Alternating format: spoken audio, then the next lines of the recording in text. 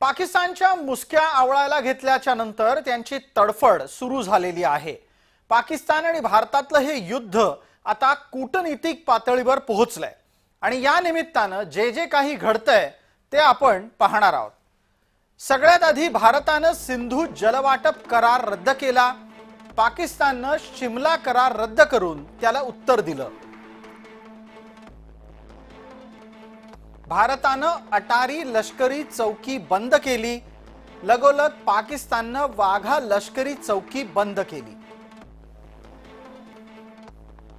पाकड्यांना भारतानं हकलून लावलं, तर इथं पाकिस्ताननं घेतलेला निर्णय आपल्याला नीट काळजीपूर्वक ऐकायला हवा। पाकिस्तानला सुद्धा अशाच पद्धतीनं सगळ्या भारतीयांना पाकिस्तान सोडण्याचा सल्ला देता आला असता, पण पाकिस्ताननं इथं फूट पाडण्याच्यासाठी शिखांना वगळून इतर भारतीयांनी पाकिस्तान सोडावा असं सांगितलं आहे।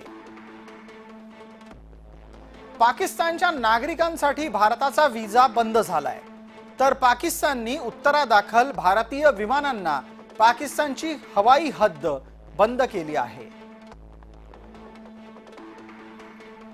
भारतानं पाकच्या उच्चायुक्ताला परत धाडलेलं आहे। पाकिस्ताननं भारतीय कंपन्यांसोबतचा व्यापार बंद केलाय।